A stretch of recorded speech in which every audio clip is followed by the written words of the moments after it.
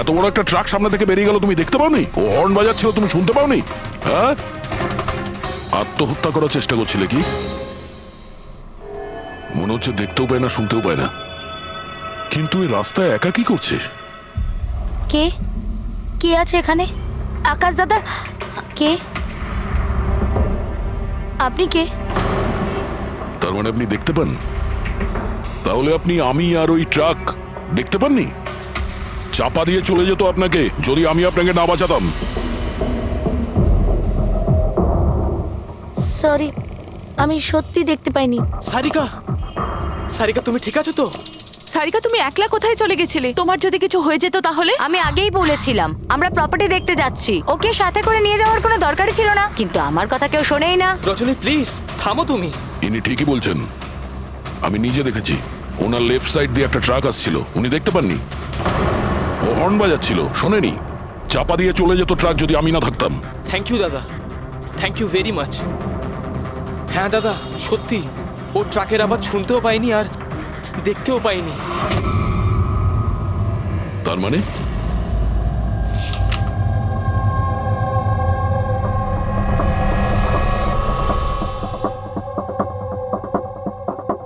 এইসব আপনি মানে আপনার শুধু জিনিস আর সবার এই এই ডান দিকটা নজরে আসে না, শুধু বাঁ দিকটা নজরে আসে।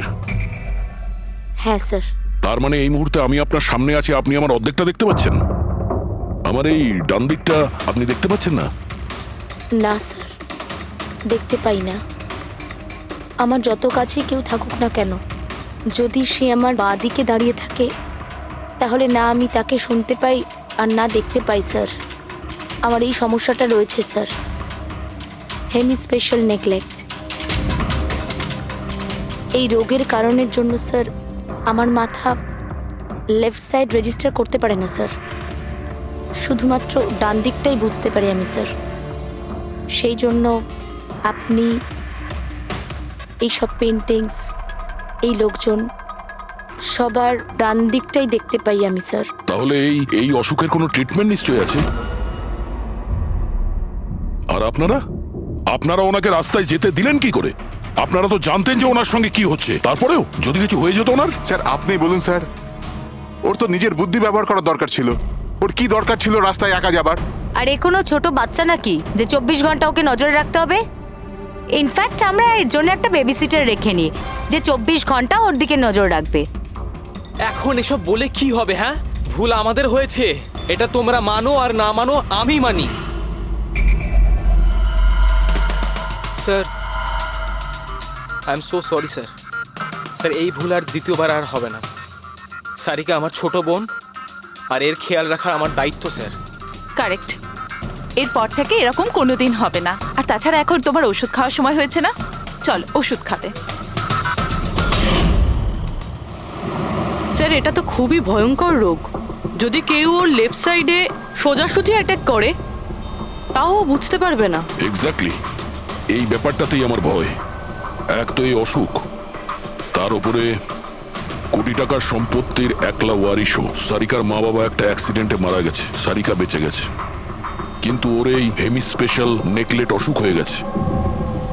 ওর আশেপাশেও দেখভাল করার জন্য তো অনেক লোক আছে, কিন্তু তার মধ্যে জানি না কতজন আছে যারা সৎভাবে ওর ওর ভালো চায়। এরকম কেন মনে হচ্ছে তোমার? অভিজিৎ, ওই উইল অনুযায়ী সারিকার পরে পুরো সম্পত্তি এই আত্মীয়দেরই পাওয়ার কথা। আর আমার প্রথম থেকেই এদেরকে খুব একটা ভালো লাগছে না। আর এই কিছুদিন আগে আমি ওর বার্থডে পার্টিতে গেছিলাম। চলো সারিকা, এবার কেকটা কাটো। দাদা আর 2 মিনিট ওয়েট করে যাই, দয়া স্যার হয়তো চলে আসবেন, আমি ওনাকেও ইনভাইট করেছি। অন্তত আমাদেরও বলতে পারতে। আরে কে কি বললো না ভাই? Oh I am so sorry, আসতে একটু দেরি হয়ে গেল। Many many happy returns of the day, happy birthday. I will take it, দাও। আপনি আপনাকে ঠিক চিনতে পারলাম না। আমি বলছি, এ হলো কৃতি। সারিকার মতো পেশেন্টদেরকে হ্যান্ডেল করার জন্য ইনি ট্রেনিং নিয়েছেন, আর আমি ইনাকে 24 ঘন্টা সারিকার সাথে থাকার জন্য অ্যাপয়েন্ট করেছি। আশা করি আপনি সারিকাকে নিয়ে আর চিন্তিত হবেন না। একদম, আর আমাদেরও মনে হয় যে কৃতি থাকলে সারিকা সেফ থাকবে। অ্যাবসলিউটলি। আমারই ভুল হয়েছে, শুধু আমার ভুল। আমার সারিকাকে ওদের ভরসায় ছাড়া উচিত হয়নি আমার। মেরে দিয়েছে হয়তো ওরা ওকে। বাড়ি এসে গেছে।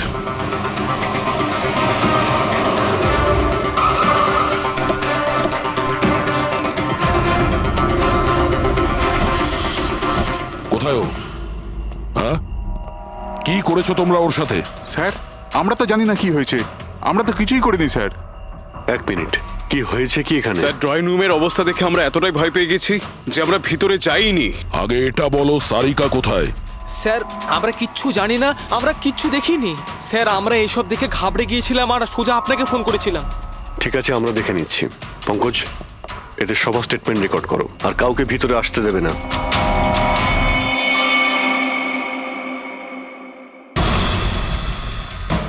সারিকা, সারিকা, কেউ আছেন? এখানে তো মনে হচ্ছে অনেক কিছুই হয়েছে। এত রক্ত তো কোনো একজনের হতেই পারে না।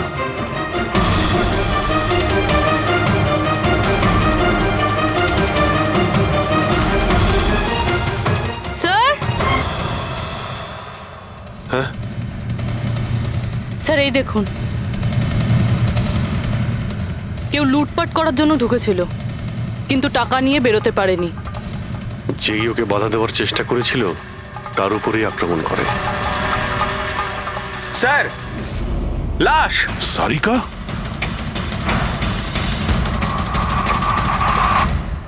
ও নো। মানালি তো এ। এরপর থেকে এরকম কোনোদিন হবে না। আর তাছাড়া এখন তোমার ওষুধ খাওয়ার সময় হয়েছে না? সারিকার ছোট বৌদি, জয়ন্ত স্ত্রী। তাহলে ও কোথায় আছে?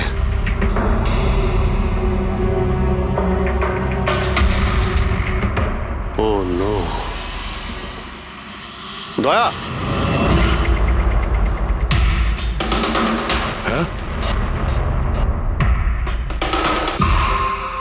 এ হলো কৃতি।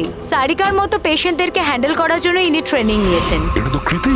তুমি চেনো? হ্যাঁ, কৃতি স্যার, পালস চলছে, এখনো বেঁচে আছে। এ সারিকার রুমের বাইরে। সারিকা, সারিকা, ফ্রেডি, এক্ষুনি অ্যাম্বুলেন্সের ব্যবস্থা করো। একে হসপিটালে পাঠাতে হবে। সারিকা, সারিকা,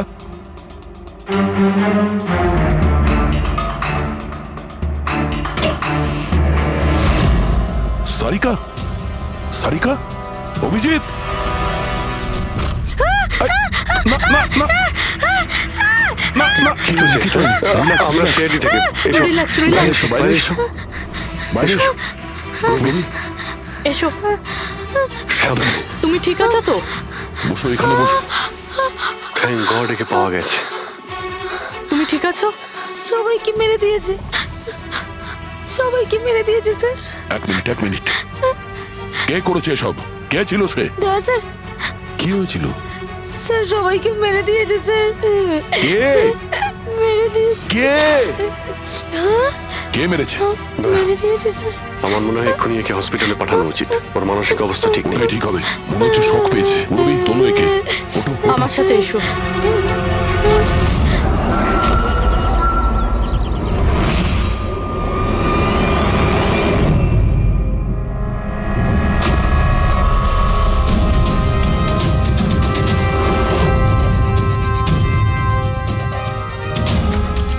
স্যার, আপনি আমাকে ঘরে কেন যেতে দিচ্ছেন না? আমার বউ খুন হয়েছে। স্যার প্লিজ, স্যার প্লিজ, আমি একবার দেখতে চাই, শুধু একবার। মিস্টার জয়ন্ত, আপনার স্ত্রীর খুন হওয়ার জন্য আমরা খুব দুঃখিত, কিন্তু আমরা আপনাদেরকে ভেতরে যেতে দিতে পারি না। 3 জনের উপর হামলা হয়েছে। একজন মারা গেছে, একজন আহত, আর একজন শক পেয়েছে। আর আপনারা বলছেন যে আপনারা কিছুই জানেন না। হ্যাঁ, সত্যি আমরা কিচ্ছু জানি না স্যার। ইনফ্যাক্ট আমরা এখানে কেউ ছিলামই না স্যার। আমরা সবাই নিউ বোম্বেতে ছিলাম একটা পার্টিতে। কোন পার্টি? স্যার, একটা ফ্রেন্ডের রিসেপশনের পার্টি। তো আপনারা সবাই ওখানে গিয়েছিলেন তো? মানালি। ও বাড়িতে কেন ছিল? স্যার, মানালি আমাদের সঙ্গে গিয়েছিল। বাড়িতে শুধু সারিকা আর কৃতি ছিল, কারণ স্যার সারিকার শরীর খারাপ ছিল। কিন্তু স্যার, এই পার্টি থেকে হঠাৎ মানালি কি করে হারিয়ে গেল আমরা কিচ্ছু জানি না স্যার। স্যার,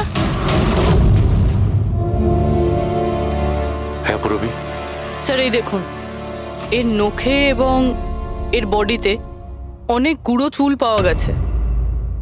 স্যার এই কাঁচের টুকরোগুলো দেখুন, বেশ মোটা, মনে হচ্ছে কারো চশমার কাজ।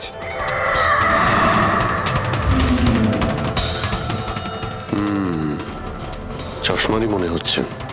রেখে দাও সাবধানে। এই টেনে নিয়ে যাওয়ার চিহ্নের সঙ্গে রক্তের ফোঁটা।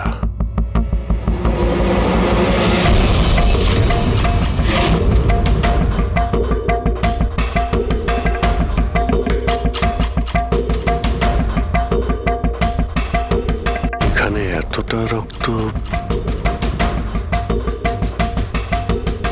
মানে এখানে এসে দাঁড়ায় আর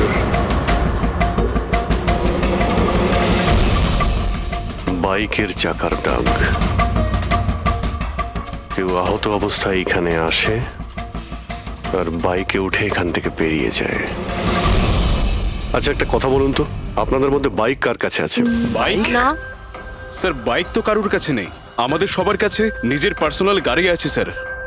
এই বাড়িতে টোটাল 5টা কার আছে স্যার। কিন্তু অভিজিৎ, এটা কেন জিজ্ঞাসা করছো? কারণ কেউ খুবই আহত অবস্থায় বাইকে উঠে এখান থেকে চলে গেছে, আর আমার পুরো বিশ্বাস যে খুনি সেই। আই থিঙ্ক এর জবাব সারিকাই দিতে পারবে। ওর জ্ঞানটা একবার ফিরে আসুক। বাই দ্য ওয়ে, আপনাদের মধ্যে কি কারো চোট বা আঘাত লেগেছিল? আঘাত আমাদের? স্যার, আপনার কথার মানে কি? আমাদের কেন চোট লাগবে? আপনারা আমাদেরকে সন্দেহ করছেন? যতক্ষণ এই কেসটা সলভ না হবে আমরা সবার উপরেই সন্দেহ করব। আর আপনারা যদি আমাদের সঙ্গে সহযোগিতা না করেন তাহলে আমাদের সন্দেহ আরো বেড়ে যাবে। হ্যাঁ, তাই প্লিজ কোঅপারেট।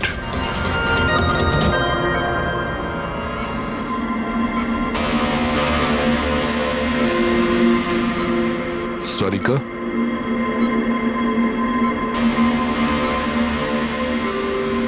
আচ্ছা তুমি কি ঠিক আছো?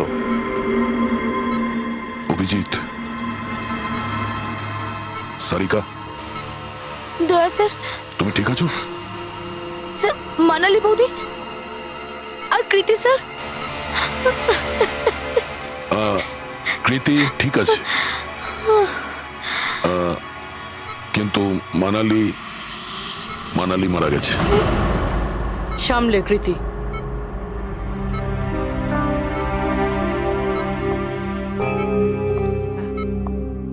কৃতি, কৃতি, তুমি ঠিক আছো তো? I am so glad you okay. Thank god তুমি ঠিক আছো।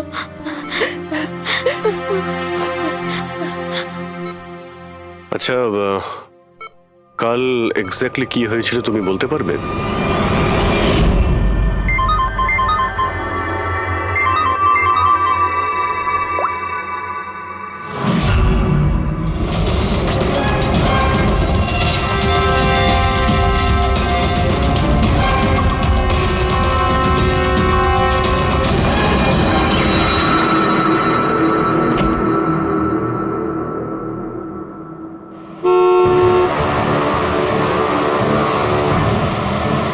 বৌদি,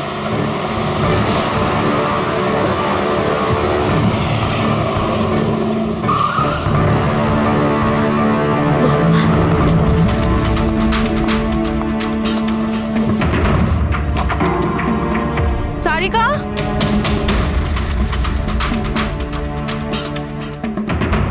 সারিকা, সারিকা কোথায় তুমি? বৌদি, সারিকা, সারিকা,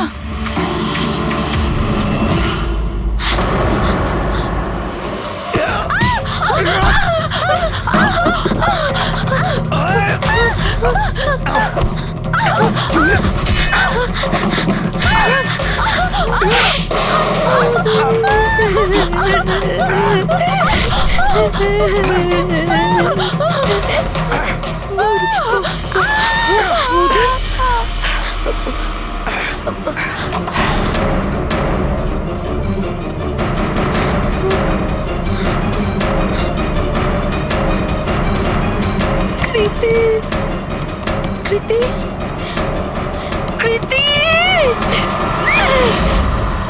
তো তুমি ওনার দরজাতে ধাক্কা দিয়েছিলে। তো কৃতি, আপনি কি দেখেছিলেন? আপনার উপরে আক্রমণ কি করে হলো? সারিকার জোরে চিৎকারের আওয়াজ পেলাম। আমি তখনই ঘর থেকে বাইরে আসি। সারিকা, এইসব কি করে? কৃতি, কৃতি, সারিকা তুমি ঠিক আছো তো? কৃতি, আমি আমার রুমে। কৃতি, আমি এখানে। Okay okay okay Sarika, you don't worry, I am coming. Kriti সাবধানে, খুনি এখনো বাড়িতেই আছে। খুনি? সারিকা, তুমি ওকে দেখেছো যে কৃতির ওপর হামলা করেছে? হ্যাঁ স্যার, আমি দেখেছিলাম। সারিকা, সারিকা, কৃতি, কৃতি, সারিকা, সেই মুহূর্তে তুমি যা যা দেখেছো সেটা তুমি একটা পেপারের ওপর আঁকতে পারবে? হ্যাঁ স্যার, যখন আমি ওনাকে মানালি বৌদির পেছনে দেখেছিলাম তখন খুব ভয় পেয়ে গেছিলাম। আমি শুধু ওই মুখটার একটা ঝলক দেখতে পেয়েছিলাম স্যার। যখন আমি আবার দেখি তো তখন আমি শুধু হাতটুকু দেখতে পাই। কৃতি আমার দিকে আসছিল আর তারপর পিছন থেকে হাত এলো, ওই হাতটা ওর ওপর হামলা করলো। লোকটা রেনকোট পরেছিল আর গ্লাভস আর একটা বড় চকপকি ঘড়ি, এই যে একেবারে সেরকমই হুবহু যেমনটা আমি দেখতে পেয়েছিলাম।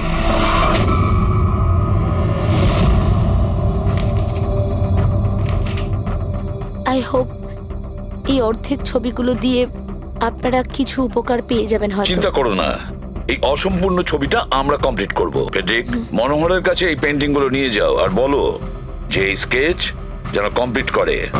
Sarika, thank you so much. আপনি যেতে পারেন, টায়ার্ড হয়ে গেছেন হয়তো। চলো সারিকা।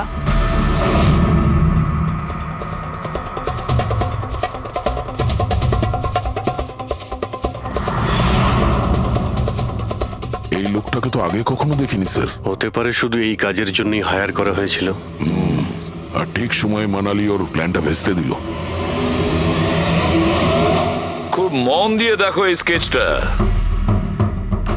এটা সেই লোকটার ছবি যে মানালিকে খুন করেছিল।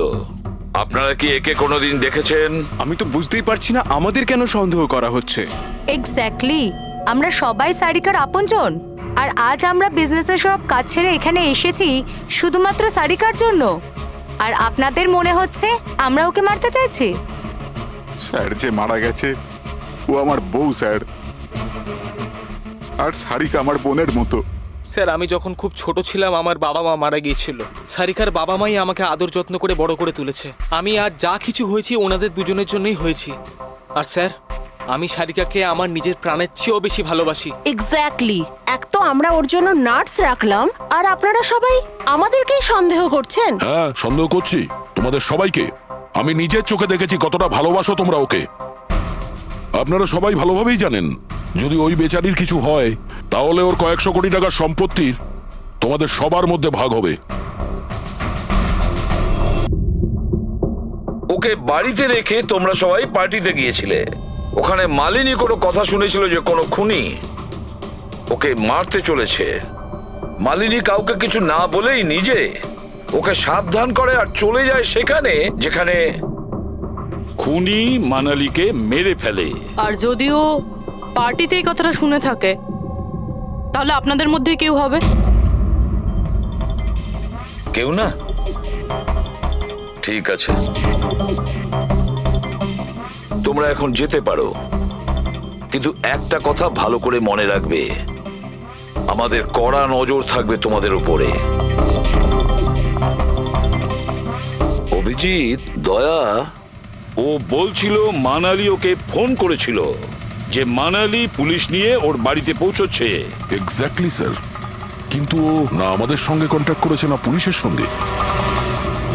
হতে পারে কেউ ওর পিছু নিয়েছিল, তাই হয়তো ভয় পেয়ে গিয়েছিল। একটা কাজ করি আমরা, পঙ্কজ, পুরবী, ওই পার্টিতে যে কয়জন লোক এসেছিল ওদের প্রত্যেকের নাম আর ফোন নাম্বার বের করো আর খোঁজ নাও ওই রাতে মানালির বাড়ির আশেপাশে ওদের মধ্যে কার ফোন অ্যাক্টিভ ছিল।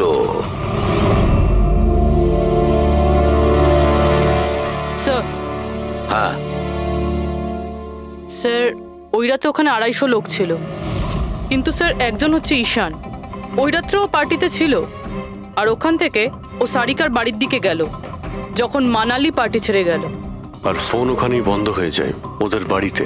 স্যার আর একটা আজব ঘটনা ঘটেছে, মানালি সেই রাতে ওই বাড়িতে ফোন করেইনি, বরং সেখান থেকে ব্যান্ড্রায় গিয়েছিল কোয়াড্রাম, আর তারপর থেকে ফোনটা সুইচড অফ। মানালির সেলফোন তোর কাছেই ছিল ওই ক্রাইম সিনে?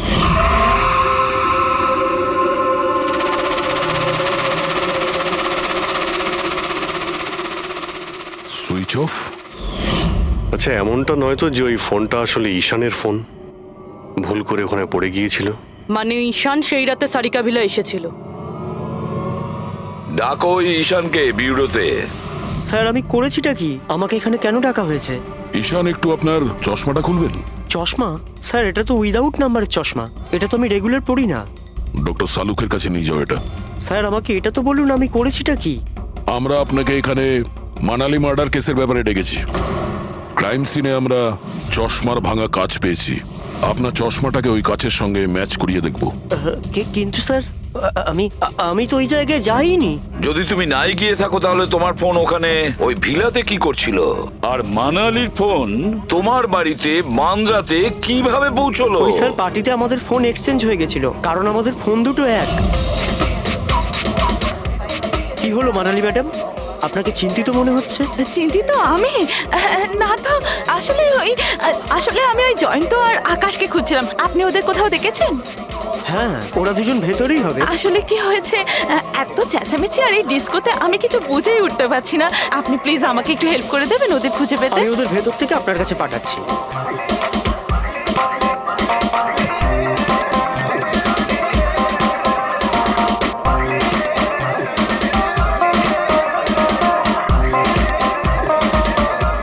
মানালি? ঈশান, তুমি তো বলছিলে মানালি খুঁজছে আমাদের, কোথায় মানালি? আরে এক্ষুনি তো এখানেই ছিলেন মানালি, কি জানি কোথায় চলে গেলেন। ওই দিকটা কি দেখি, চলো। স্যার আমার ফোন সুইচ অফ ছিল, এই জন্য আমি মানালিকে বলতে পারি। সেই কারণে মানালি পুলিশকে ফোন করতে পারেনি। স্যার আমাকে বিশ্বাস করুন, আমি খুন করিনি। খুনি না হলেও খুনির সঙ্গী তো হতে পারো, যে ওখানে ওই পার্টিতে উপস্থিত ছিল। তুমি পার্টিতে মালিনীর সমস্ত কথা শোনো, আর যখনই মানালি ওখান থেকে বেরোয় তুমি মানালির পিছু নাও। কোনো কায়দা করে তুমি মানালির ফোন তোমার বাড়ি ব্যান্দ্রাতে পাঠিয়ে দিলে, আর ওখানে পাওয়া চশমার কাঁচের টুকরো, আমাদের সন্দেহ ওটা তোমার চশমার। রিপোর্ট তো আমরা পেয়েই যাব আমাদের ফরেন্সিক ল্যাব থেকে। ঈশান, শুধু ঈশানের কাছে কোনো কারণ নেই, কিন্তু সবার কাছেই কোনো না কোনো কারণ আছে সারিকাকে মারার জন্য। দিয়া আর অভয়, এদের দুজনের তো টাকার খুব প্রয়োজন ছিল, হতে পারে এরা দুজন করেছে। আর এদের প্রত্যেকের কাছে একটাই অজুহাত আছে যে ওরা রিসেপশনের পার্টিতে ছিল। স্যার, এরা সবাই ওই রিসেপশন পার্টিতে প্রেজেন্ট ছিল, কিন্তু কোনো একজন খুনিকে ফোন করে সারিকা ভিলায় যেতে বলেছিল লেফট দিয়ে, যাতে সারিকা কিছু বুঝতে না পারে। তারপর সারিকাকে মারবে, কৃতিকে মারবে, আর সবাই ভাববে দেখে যেন মনে হয় চুরি করার উদ্দেশ্যে খুনটা হয়েছে। আর এই সব কিছুই মালিনী শুনে ফেলে। তারপর ননদকে বাঁচানোর জন্য ও বাড়ি ফিরে আসে, কিন্তু ও সেখানে খুন হয়। কিন্তু মারা যাওয়ার আগে ও খুনিকে আহত করেছিল। খুনি যাওয়ার সময় কৃতির উপরে হামলা করে, লুটের মাল আর ননদকে ফেলে তারপরে সে বাইকে করে পালিয়ে যায়। শুধু একবার এই খুনির ব্যাপারে কিছু যদি জানতে পারি না, কিছু, তাহলে ধরে নাও মাস্টার মাইন্ড আমাদের হাতে। স্যার খুনির বাইকের টায়ারের চিহ্ন, আশেপাশে পড়ে থাকা রক্তের ফোঁটা সব চেক করেছি, কিন্তু কিচ্ছু জানতে পারিনি। স্যার মনে হয় যে খুনির কোনো পাস্ট রেকর্ড নেই। এর মানে হলো খুনি কোনো পেশাদার অপরাধী নয়। স্যার মানালির জামা কাপড় থেকে আর নখ থেকে যে চুলগুলো পাওয়া গেছে, সালুমকে স্যার সেটা টেস্ট করছে, হয়তো কিছু পাওয়া যাবে।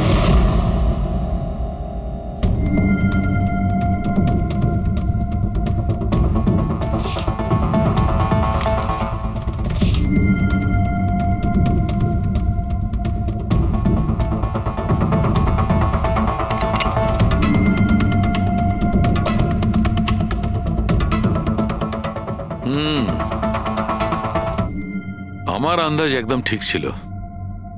এবার শুধু ডিএনএ রিপোর্টটা দরকার। হ্যাঁ সালুকে।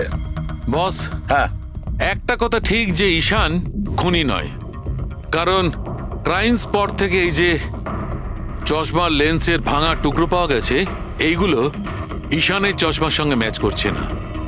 এক তো ঈশানের চশমার পাওয়ার 0, আর দ্বিতীয়ত ঈশানের যে চশমাটা তার লেন্সগুলো একদম নর্মাল, কিন্তু এই লেন্সটা ফটোক্রোম্যাটিক, মানে রোদের সঙ্গে রং পাল্টায়। আচ্ছা, ওই যে রক্ত পাওয়া গিয়েছিল ওই বাইকে টায়ারের মার্কের কাছে, সেটা কি খুনির রক্ত? হ্যাঁ, ওই রক্তটা খুনিরই, যার বয়স 25 থেকে 30 বছরের মধ্যে। আর মানালির নখে যে চুলটা পাওয়া গেছে ওটা নিশ্চয়ই খুনির।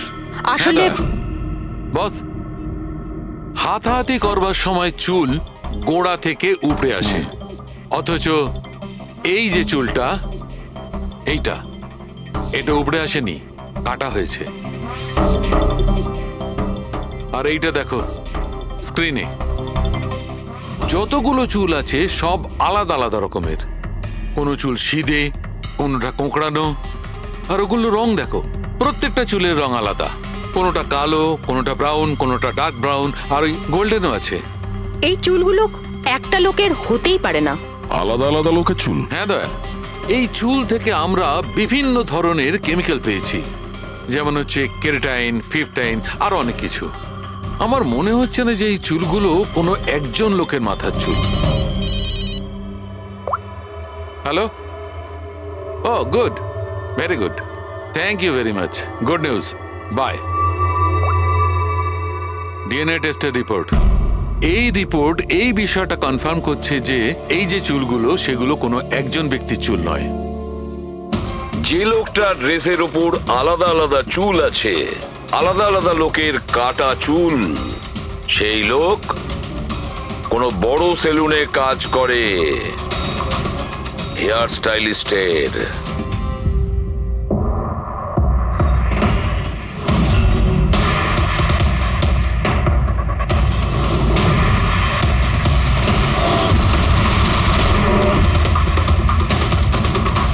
স্যার, এ তো বিমল, আমাদের স্পায়ের স্টার হেয়ার স্টাইলিস্ট। স্যার, এখানে যেই আসুক না কেন সবাই ওর কাছেই হেয়ার স্টাইল করতে চাইতো। কিন্তু স্যার, এই কিছুদিন ধরেই হলো এই টাকা পয়সা নিয়ে ভীষণ চিন্তিত থাকতো। এর জুয়া খেলার খুব অভ্যাস ছিল। কিন্তু স্যার, এই খুন করবে এটা স্যার আমি একদম ভাবতেই পারছি না। যাই হোক, এখনো কোথায় আছে বলতে স্যার, পারবেন? একে এখন কোথায় পাবেন এটা আমি বলতে পারবো না, তবে কিছুদিন যাবত এখানেও কাজে আসছে না, আর নাও ও আমার ফোন তুলছে।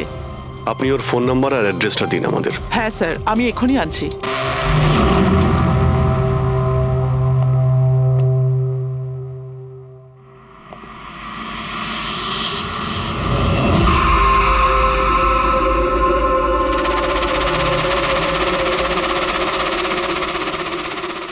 ও নো, এ তো গেছে। বিষ খেয়েছে। এখানে আঘাত লেগেছে, আর এই কাঁধেও নখের চিহ্ন। মানে এই হলো সেই যে মানালিকে খুন করেছে। দেখো কিছু পাওয়া যায় কিনা।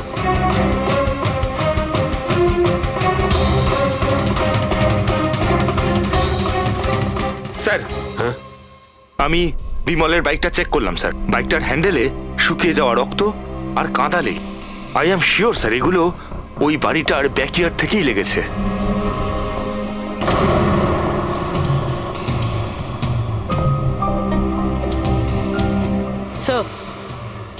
স্যার, এই ভেঙে যাওয়া চশমা আর এই রেনকোট পেয়েছি। রেনকোটে রক্ত লেগে আছে।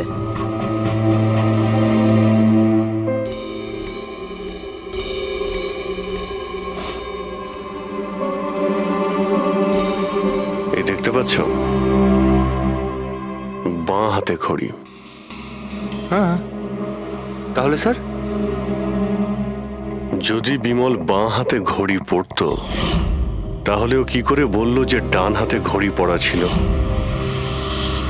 রাতে পার্টিতে মানালি কেউ সারিকাকে খুন করবে সেই আলোচনা শুনে ফেলে, আর তখন মানালি ঈশানের কাছে সাহায্য চায়। ওকে বলে যে জয়ন্ত আর আকাশকে ওখানে পাঠিয়ে দিতে। এর মানে আকাশ আর জয়ন্ত দুজনেই নির্দোষ। বাকি রইল এই তিনজন, রজনী, অভয় আর দিয়া। ওই খুনের মাস্টারমাইন্ড এই তিনজনের মধ্যেই কেউ হবে। আচ্ছা স্যার, ওই কলের অন্যদিকে কে ছিল? স্যার ওই বিমল হতে পারে। না স্যার, আমি বিমলের ফোন রেকর্ড চেক করেছি। ওই রাত্রে ওদের মধ্যে কেউই বিমলকে ফোন করেনি। তাহলে অপর প্রান্তে কে ছিল সেদিন? ল্যান্ডলাইন?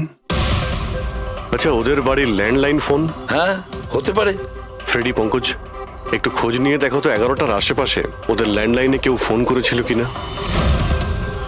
ওই মেয়েটার কথা অনুযায়ী খুনির ডান হাতে ঘড়ি পড়েছিল, যেখানে বিমল বাঁ হাতে ঘড়ি পড়েছিল। আরও এটাও বলেছিল যে খুনি যে রেনকোট পরেছিল সেটা ব্লু কালারের ছিল, কিন্তু আমরা বিমলের বাড়ি থেকে যে রেনকোট পেয়েছি সেটা কালো ছিল। হতে পারে সারিকা কিছু ভুল করেছিল, ঠিকমতো দেখতে পাইনিও। স্যার, স্যার ওই রাতে 11:30টার সময় বাড়িতে কেউ ফোন করেছিল। কে ফোন করেছিল? আপনারা সত্যি বলছেন এই সব কিছুর পেছনে আমার নিজের লোকের হাত আছে? একটু অপেক্ষা করুন, সব জানতে পারবেন। স্যার, আপনারা আবার কেন খোঁজ খবর নিচ্ছেন? একবার তো খোঁজ খবর নিয়েছেন। সেদিন প্রমাণ একত্রিত করার জন্য আর আজ কেস ক্লোজ করার জন্য।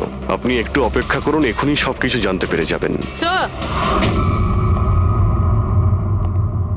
পেয়ে গেছি। কিন্তু এটা তো সেই রেনকোটটাই যেটা ওই খুনি পড়েছিল। এখানে কি করে এলো? বলছি, তুমি বলেছিলে যে মানালি তোমাকে দৌড়ে এইখানে বাঁচাতে এসেছিল, কারণ ও ওখানে পার্টিতে শুনেছিল যে কেউ তোমাকে খুন করতে চায়। কিন্তু সে খুনি ছিল না, সেই ছিল যে এই পুরো প্ল্যানটা করেছিল। আর যার সঙ্গে ওর ফোনে কথা হয় সেও কিন্তু খুনি নয়, অন্য কেউ ছিল। সেই সময় এই বাড়িতেই সে তোমার সঙ্গে উপস্থিত ছিল। বাড়িতে? ওই সময় আমার সাথে কৃতি, কারেক্ট? এটা পুরো প্ল্যান ছিল। খুনি কাজ ভেঙে বাড়ির ভেতরে ঢোকে, কিন্তু গন্ডগোল তখন হলো যখন ও মানালিকে মারল সারিকা ভেবে। মানালি তো মারা গেল, কিন্তু মরার আগে ও খুনিকে এতটাই আহত করে দিয়েছিল যে খুনি এখানে সারিকাকে মারার জন্য দাঁড়ায়নি, পালিয়ে গেছে। Sir sir, 1 minute. যদি খুনি পালিয়ে গেল তাহলে কৃতিকে কে মারলো? কারণ সারিকা নিজের চোখে কৃতির উপর হামলা হতে দেখেছে। হ্যাঁ, আমি দেখেছিলাম। ওই হাতটা এলো আর ও কৃতির উপর হামলা করেছিল। হামলা তো হয়েছে, কিন্তু করলোটা কে?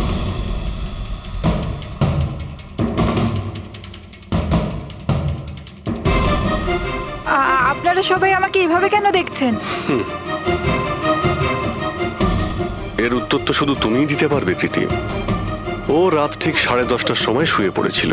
আর মানালি কাউকে ফোনে কথা বলতে শুনেছিল রাত 11:10 আর সেই ফোনটা এসেছিল এই বাড়ির ল্যান্ডলাইনে।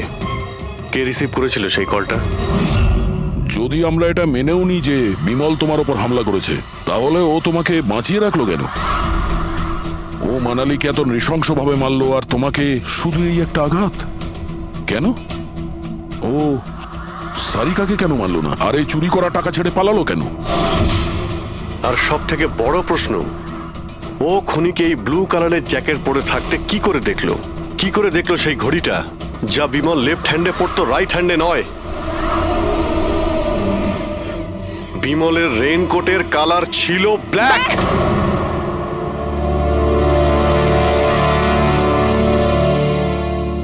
ঠিক চিনেছেন আপনারা। ওই হামলা আমি নিজেই করেছিলাম।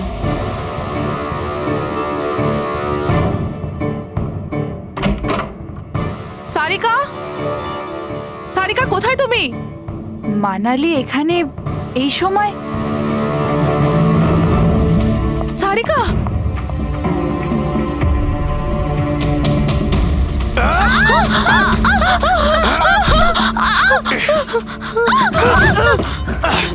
Oh!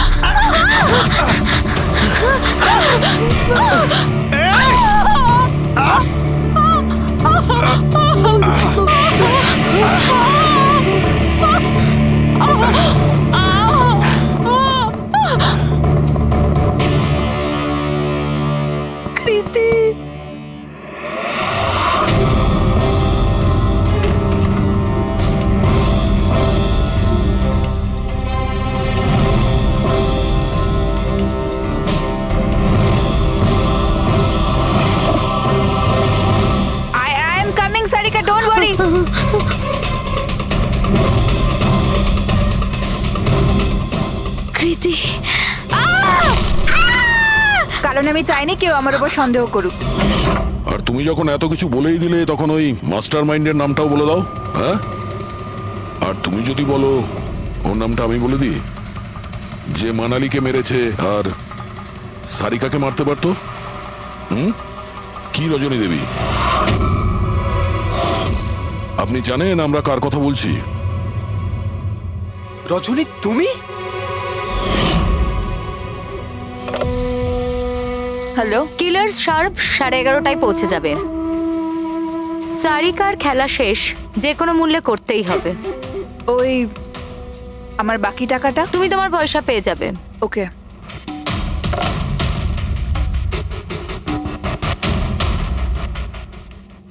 রজনী, তোমার জন্য আমি আমার বউকে।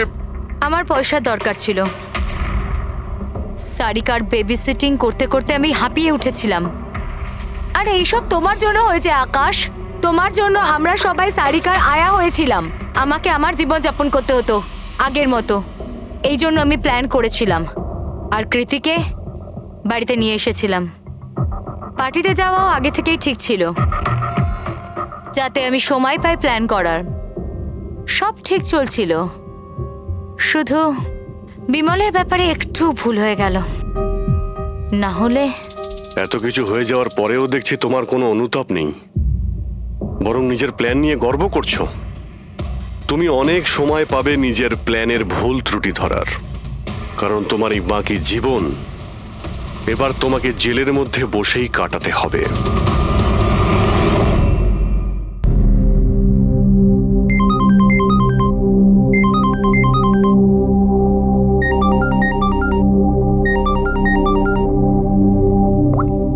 Hello hello Sarika, Sarika please তুমি নিজে ঘর থেকে বেরো আর কোথাও একটা লুকিয়ে পড়ো। লুকিয়ে পড়বো? কিন্তু কেন বৌদি, সব ঠিক আছে? হ্যালো সারিকা আমার কথা শোনো, তুমি টাইম ওয়েস্ট করো না, তুমি নিজের ঘর থেকে বেরো। আমি এই পার্টিতে এখানে শুনেছি তোমার জীবনের ঝুঁকি আছে, কেউ তোমাকে ওখানে মারতে আসছে। সারিকা প্লিজ ঘর থেকে বেরো। কি বলছো তুমি বৌদি? হ্যালো হ্যালো, ওই লোকটা যেই হোক ও তোমার লেফট সাইড দিয়ে আসবে। আমিও পুলিশ নিয়ে আসছি ওখানে। প্লিজ প্লিজ তুমি টাইম ওয়েস্ট করো না, ঘর থেকে বেরিয়ে পড়ো। হ্যাঁ হ্যাঁ, কিন্তু বৌদি হ্যালো।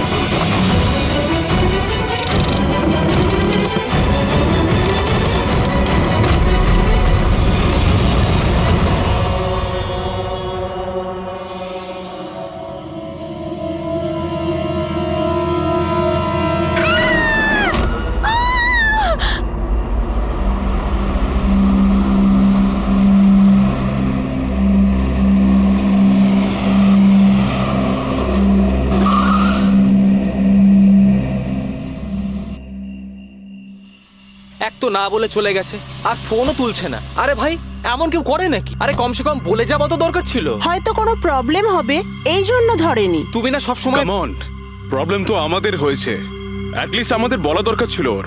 আর না তো কি, একদম বাচ্চাদের মতো ব্যবহার, কারো চিন্তাই করে না। সি গাইস লিসেন, প্রথমে ঘরের ভেতর ঢুকে দেখি। এটাও তো হতে পারে যে ঘরের ভেতর রয়েছে।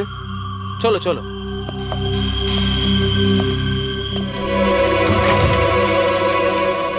এখানে তো অন্ধকার কেন? আমি আলো জ্বালাচ্ছি।